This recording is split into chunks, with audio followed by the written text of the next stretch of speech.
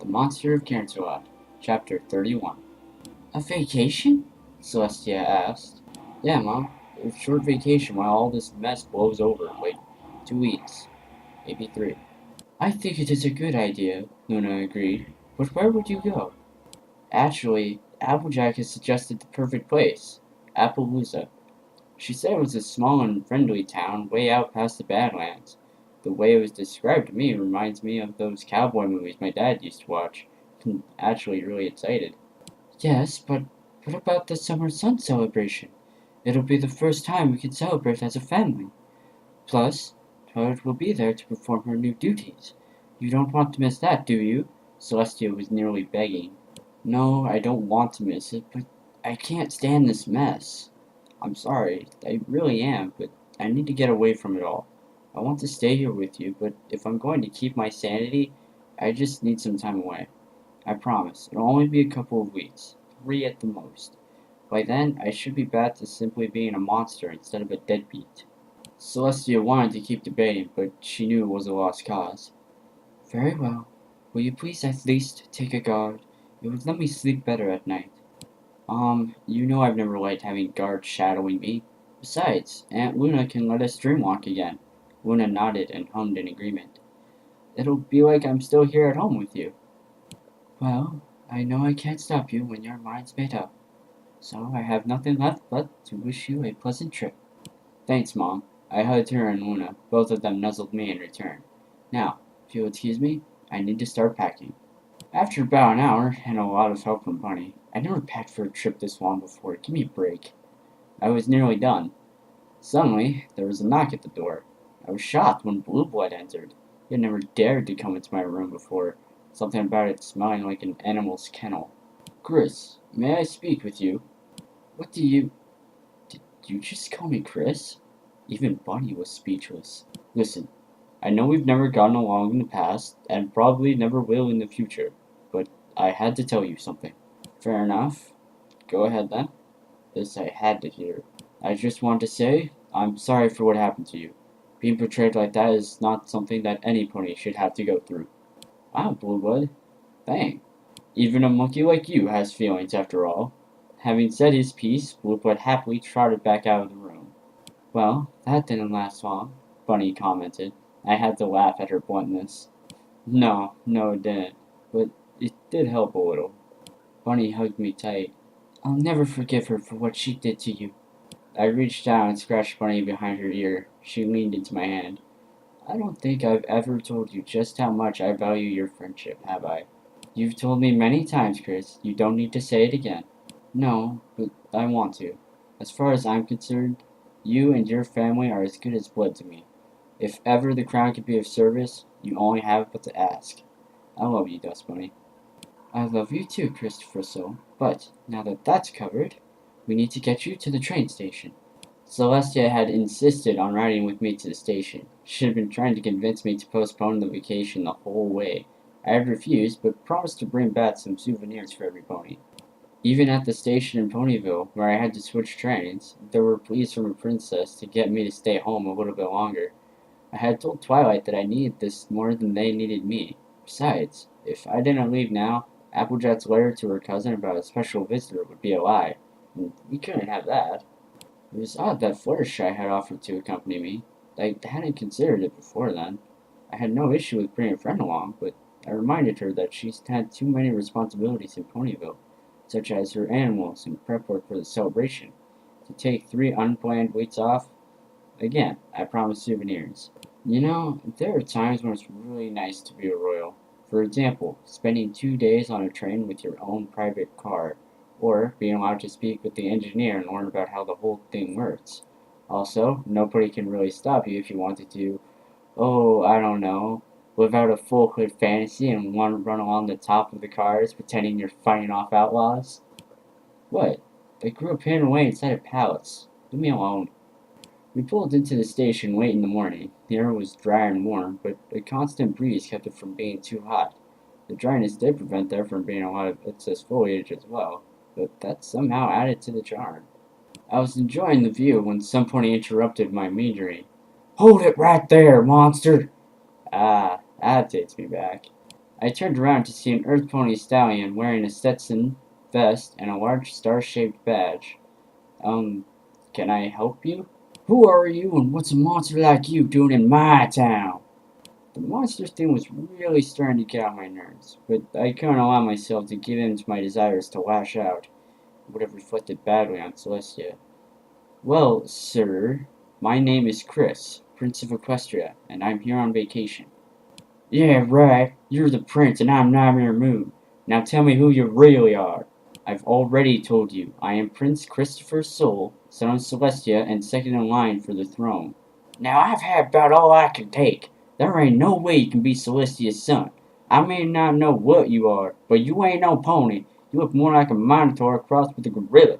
Tell me who you really are right now, or I'll arrest you for impersonating royalty. You know what? Go ahead. I leaned forward and thrust a finger in his face. And when Celestia finds out you had her son arrested because he's not a pony, there won't even be enough of your town left to build a bonfire. I was nearly shaking with rage. I'm a patient man, but this guy had already exhausted all I had. He was staring back at me, but I could see he was starting to doubt himself. He was sweating. Sheriff! Big news from Cousin Applejack! Came a friendly voice from a stallion galloping towards us. She says that her friend the prince is coming to visit. She also said to be careful, because he's not a... Oh, you found him already.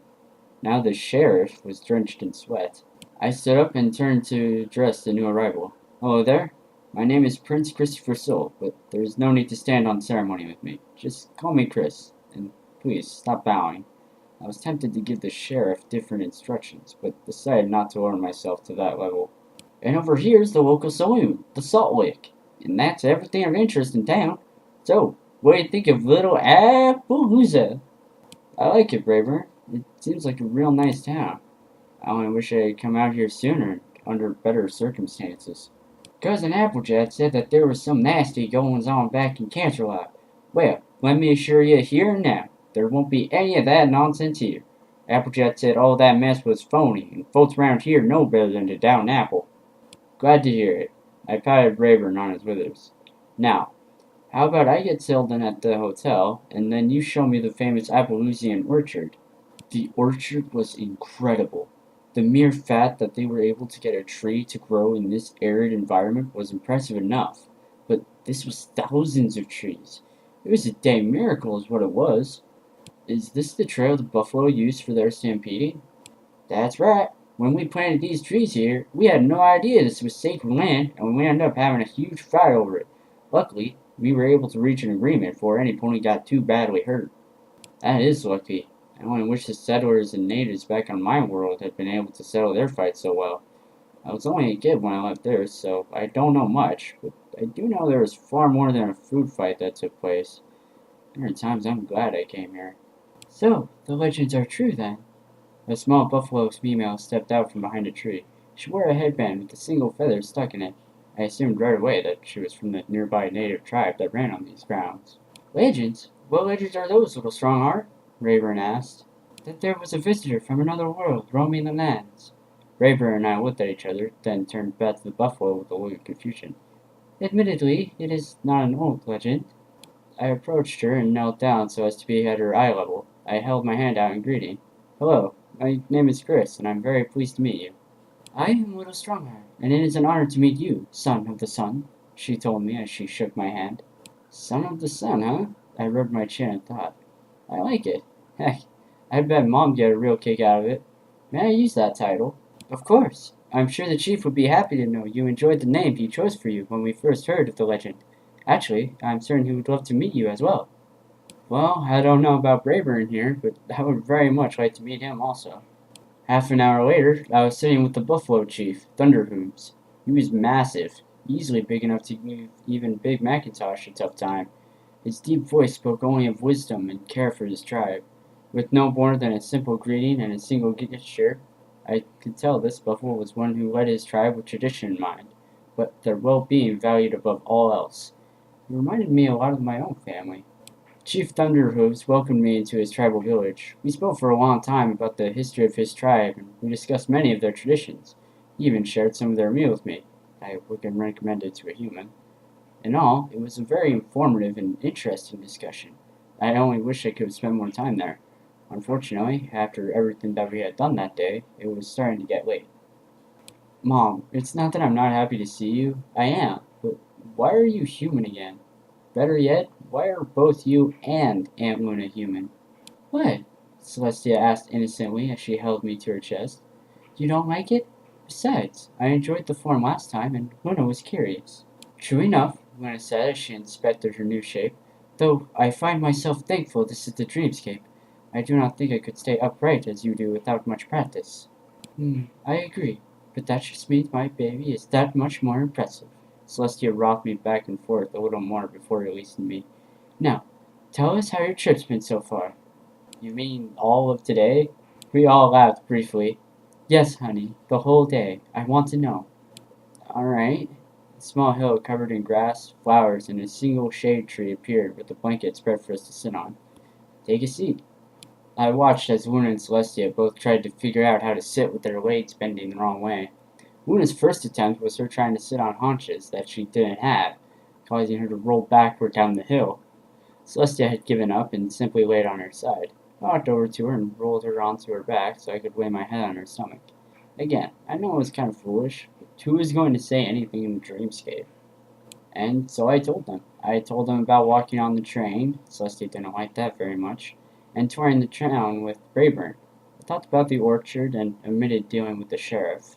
Then the chief gave me a bag of turquoise for Spike. Oh, and get this. Chief Thunderhooves made me an honorary member of their tribe. He also wishes to send his respect and warmest greetings to you both. Celestia was stroking my hair as she listened.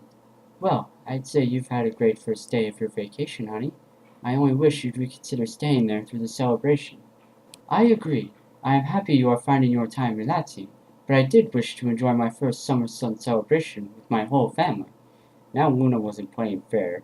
So did I, but I'm afraid I won't be there. I'll be back in 2 weeks though, so we'll see each other again then. You know, we could hold the celebration there, Celestia offered hopefully. No, you can't. Everything's ready to go there, and you would have to take it all down just to reassemble it 100 miles away in the course of 2 days. Could you imagine what that would do to Twilight? She'd explode! Both princesses burst out laughing. You may be right. She and her friends arrived at the palace today to prepare. Do you want me to tell them you're thinking of them? Please do. Also, tell them I'm sorry I couldn't be there. We shall, but sadly, we must say farewell for now. We all stood up and hugged each other tightly before the dreamscape faded away. At another part of the palace that night, there was an entirely different kind of conversation going on. Wait, y'all got a crush? On who? The only response to the farm pony's question was a series of incomprehensible squeaks. And that was my first day of vacation.